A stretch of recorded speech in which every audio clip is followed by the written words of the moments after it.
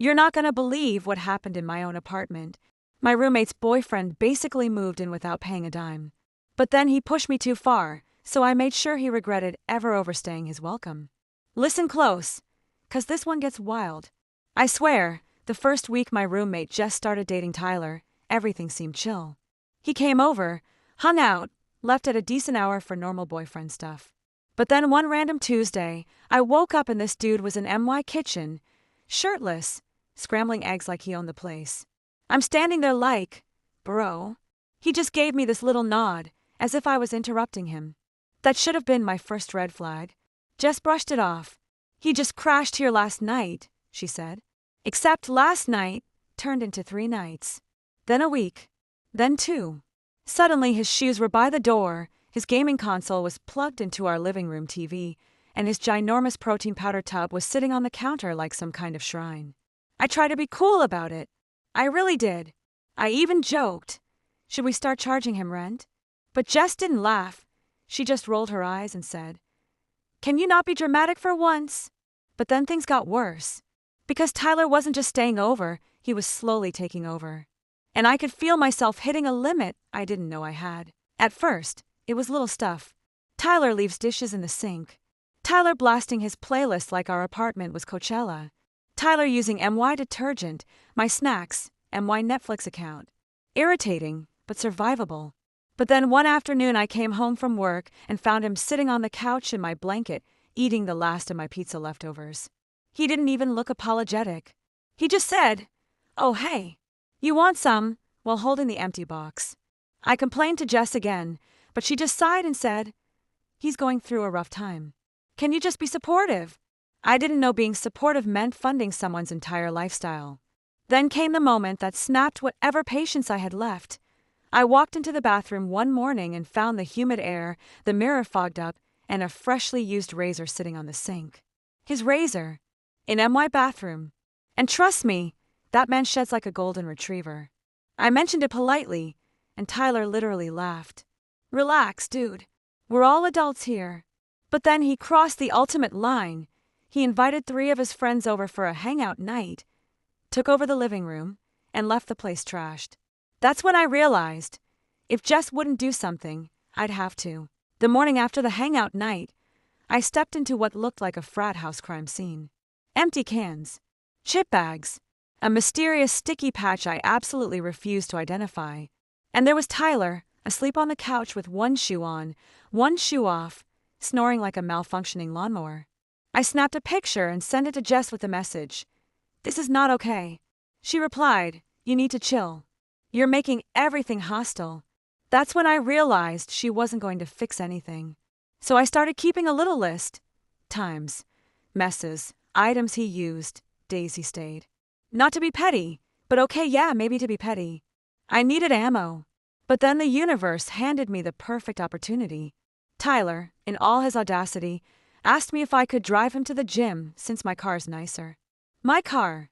The one he never helped pay for, never offered gas money for, never even respected enough to not leave his trash in. That's when the plan hit me. If he wanted to act like he lived here, then fine. I'd treat him like an official tenant and make sure it backfired spectacularly. See, in our building, unauthorized tenants are a huge violation. And guess what? Management had been on edge because of some security incidents. So when I walked into the office with my concerns, the manager leaned in like I was telling her primetime gossip. I didn't even have to exaggerate. I just showed her the photos, the dates, the list, and my personal masterpiece, the screenshot of Tyler bragging on Instagram about basically living here for free. She raised her eyebrows, so high they almost touched her hairline. "He's not on the lease." "Nope. And he's staying." "How many nights?" I slid the list over like a lawyer presenting evidence. She smiled the kind of smile people get right before dropping a plot twist. "We'll handle it." But then I added, "Please don't mention I said anything. I don't want drama." She nodded. "Don't worry." Spoiler, she absolutely did not keep my name out of it. 2 days later, Jess and Tyler got called into the office. Tyler strutted down the hall like he was about to win an award. 10 minutes later, he came storming back looking like someone told him leg day was canceled forever. That's when the fallout began. Tyler burst through our apartment door, red-faced and fuming. "Did you snitch on me?" he yelled. I just blinked innocently from the kitchen counter. Jess came in right behind him, looking embarrassed and furious at the same time. "They said we could get fined. They said he has to leave immediately." I shrugged. "Sounds like a building policy thing. Nothing to do with me." Tyler pointed at me like an over-caffeinated middle schooler. "I knew you didn't like me."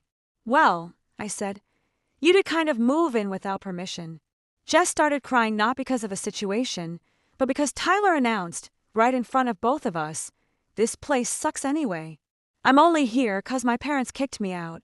The room went silent. Jess froze. I pretended to scroll my phone but definitely was not scrolling. Then Tyler grabbed his stuff, what little he actually owned, and slammed the door as he left. The apartment felt lighter instantly. It was wild. Jess didn't talk to me for 3 days. But then something even wilder happened. On the 4th day, Jess knocked on my door. She looked exhausted, puffy-eyed, and honestly relieved. "You were right," she said quietly. "He was using me. And you." We sat down and talked for the first time in weeks. She admitted she felt guilty kicking him out, but also realized she'd been ignoring all the signs because she didn't want to lose him. I told her I wasn't trying to ruin anything, and I just wanted my home back. Turns out, management told her that if she hadn't taken care of the issue when she did, they would have penalized her for harboring an unauthorized tenant. She realized I basically saved her from a mess she didn't even see coming. We made up, cleaned the apartment together, ordered pizza. Yes, a whole one just for me this time, and finally laughed about it. So yeah, Tyler regretted overstaying his welcome, Jess grew up a bit, and I got my peace back. And if you've ever dealt with a roommate's boyfriend who thought your space was his, trust me, I get it. And that's how I finally took my apartment back. What would you have done if your roommate's boyfriend pulled this? Drop a comment. Smash that like button if you enjoyed the story, and don't forget to subscribe for more crazy real-life dramas every week.